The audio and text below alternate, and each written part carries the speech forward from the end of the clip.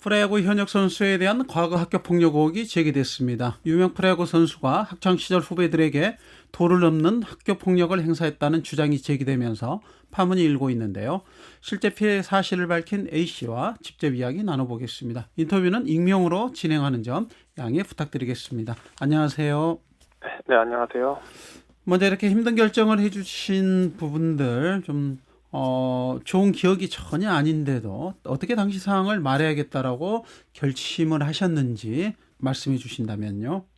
저도 처음에는 그냥 조용히 넘어가려고 했어요. 지금의 삶도 그렇게 녹록지는 않고 일하고 살기도 바쁘기도 하고요. 네.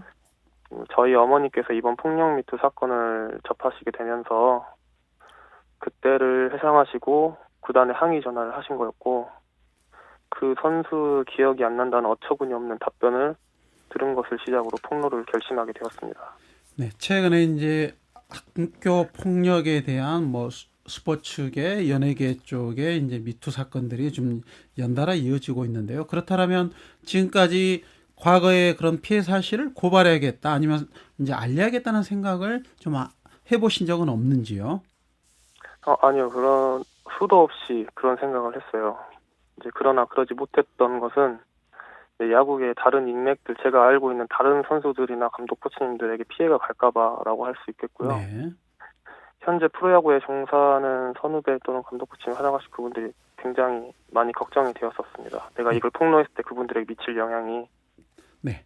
사건을 이제 다시 떠올린다는 것이 고통스럽기 때문에 이거 질문 드리기는 좀 조심스럽고 죄송합니다만은, 좀 당시로 이제 돌아가서 가해 선수와는 그럼 어떤 관계셨나요? 중학교 시절의 선후배 사이였습니다. 중학교 시절에 선후배 사이였고, 그렇다면 가해 선수가 구체적으로 어떤 폭력 행위를 저지른 건가요? 지금 가장 기억에 크게 남는 거는 돈을 갈취당하고요. 구타를 당했고, 방망이로 때리거나 엉덩이를 엎드려 거쳐 해서 방망이로 엉덩이를 때리고, 물고문을 당하고요. 원상 폭격이라고 해서 머리를 뒷짐진 자세로 머리를 땅에 박고 버티는 자세를 시켰고, 그 선배 악력에 의해서 왕따를 강제로 당하고, 또 친구가 괴로워하는 모습을 제가 숨죽여서 지켜보야만 했었어요. 그렇다면 가해 선수에게 피해를 당했던 때가 정확하게 언제인가요? 2002년 겨울, 제가 아직 초등학교 6학년 시절부터요. 2003년 그 선수가 고등학교로 올라가기 전까지라고 제가 기억을 합니다. 그러면 이제 한 가지 궁금한 게, 당시에 이제 2002년인데요.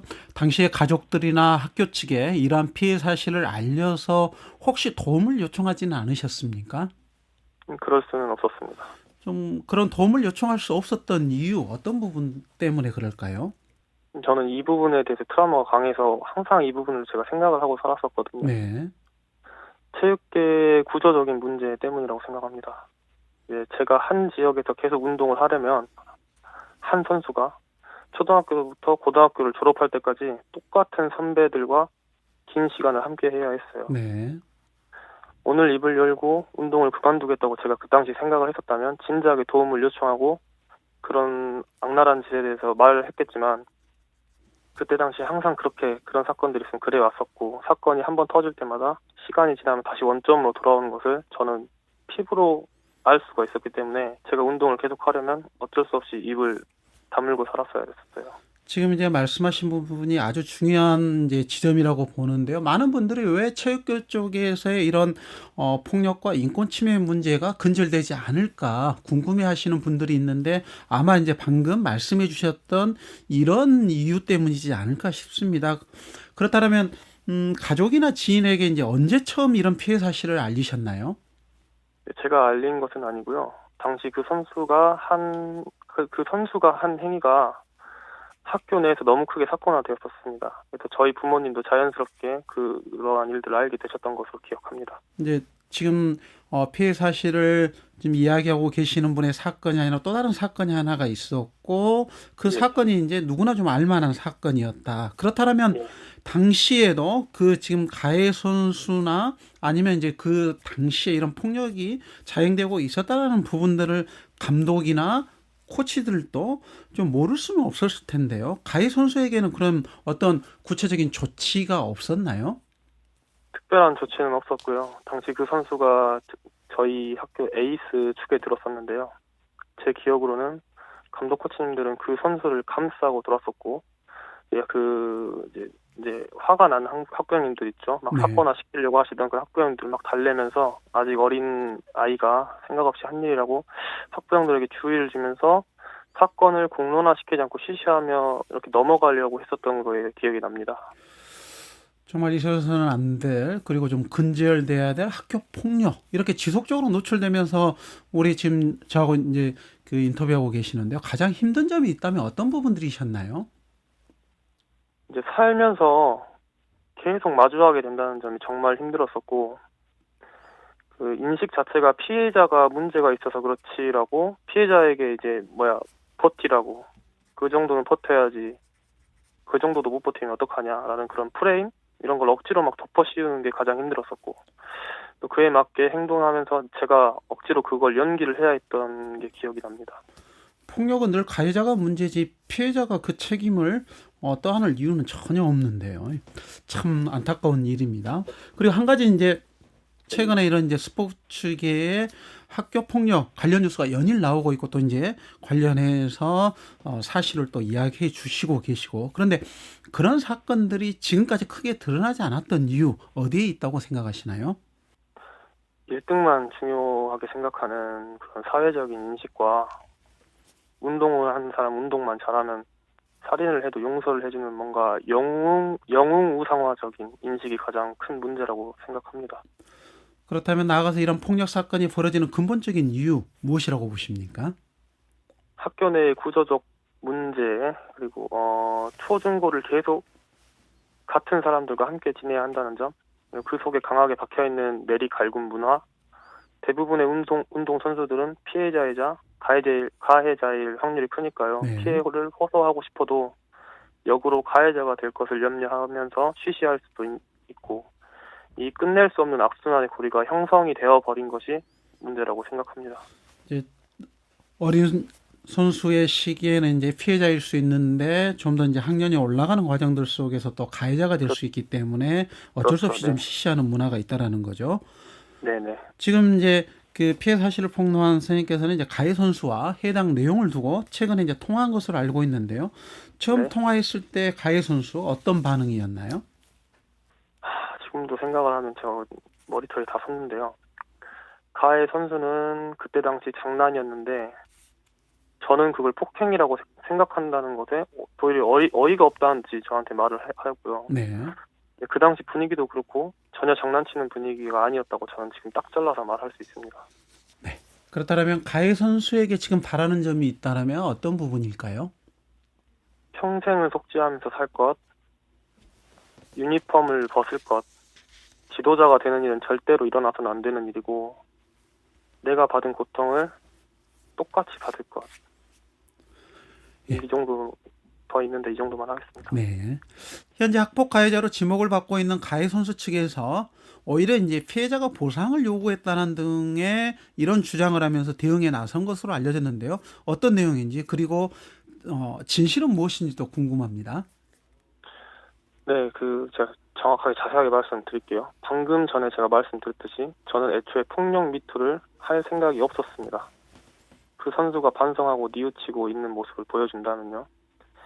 당시 어머니께서 저와 상의도 없이 우발적으로 구단에 전화를 하신 것이고, 내용을 들어보니까 상대 측 변호사가 대화를 자꾸 그런 쪽으로 끌고 간다는 것을 저는 확실하게 느낄 수가 있었어요. 근데 진짜 정말 나쁘다고 생각하는 게 아무런 준비도 되지 않은 저희 어머니를 베테랑 변호사가 회유하려 했다는 것입니다. 제가 진짜 이 자리에서 못을 확실하게 박을게요. 제가 원하는 것은 그 선수가 유니폼을 벗는 것, 야구를 그만두고 TV나 그 어떤 매체에도 노출되지 않는 삶을 살 것, 한국을 떠나 외국으로 이민을 갈 것입니다. 그리고 돈은 내가 줄 테니까 우리 엄마 그만 괴롭히면 좋겠네요. 네. 이후 제가 이 말 여기 이제 CBS에서 했지만 이후 허위 사실에 관한 모든 자료는 제가 명백하게 법적으로 책임을 물어버리겠습니다. 최근 스포츠 미투 관련해서 팀 퇴출이나 국가대표 자격 박탈 등의 조치가 내려지고 있는데요. 이런 대책에 대해서는 어떻게 생각하시나요? 그 정도로는 부족하다고 생각하고요. 학생 시절 특히 운동 선수들이 법에 관해 접촉을 할 기회가 전혀 없고 폭력을 당하더라도 어떻게 그 상황을 모면해야 할지 알 수 있을 리가 전혀 없습니다. 시간이 지나서 사회생활을 하면서 폭력이 이제 중차대한 범죄구나라고 인식을 할 때는 기본적으로 7, 8년 정도가 지났을 테고요. 네. 너무 옛날 이야기가 되어버려서 표면적으로는 이제 나는 극복을 했다고 착각 속에서 다시 사회로 돌아가게 돼요. 저도 그랬었고요. 지금 폭력 미투를 보더라도 형사적인 처벌을 할 수가 없는 게 문제라고 생각이 됩니다. 폭력이 들어설 자리는 없어야 되는데요. 지금 이제 선생님께서도 피해자로서 용기를 내서 관련 사실을 말씀해 주고 계시는데요. 피해자들에게는 어떤 조치가 좀 필요하다고 생각하시나요? 저도 피해자였었고요. 피해자들은 이제 막연한 두려움을 가지고 살고 있어요. 뭐 지금도 그렇게 살고 있을 거예요. 피해를 당하는 피해자 스스로가 마음의 문을 닫고 있을 확률이 굉장히 높고요. 그들의 마음의 문을 열 수 있는 용기를 그리고 사회의 건강한 시스템에 대한 믿음을 심어주고 오히려 피해에 대한 것이 당당하다라는 것을 느끼게 해준다면 그들 스스로가 마음의 문을 열고 이러한 운동에 자발적으로 참여하게 될 것이라 믿습니다. 네, 지금 저희가 이제 A 선수라고 호칭을 하고 있는데요. A 선수와 같이 같은 아픔을 가지고 있는 분들에게 하고 싶은 말씀이 있다면요. 18년 전에 저와 함께 운동을 했던 친구는 그때 당시 많이 두려웠을 테지만 용기를 내어서 사실을 말하고 그 좋아하던 운동을 그만두었습니다. 반면에 18년 전 저는 용기를 내지 못하고 입을 닫아버렸습니다. 그 긴 기간 동안 저는 스스로를 바보라고 저 자신을 탓하고 억누르고 외면하면서 저 스스로에게 잘못이 있다고 생각하고 살았어요. 그렇게 고통 속에서 살았습니다. 가해 선수의 빛나는 그 TV에 나오는 그 반짝반짝 빛나는 모습을 보면서 말이죠. 야구가 당연히 싫어졌고 TV는 뉴스를 제외하고는 보지도 않습니다. 네. 저와 같은 사람이 많이 있다는 것을 이번 폭력 미투 사건을 보고 깨달았고요.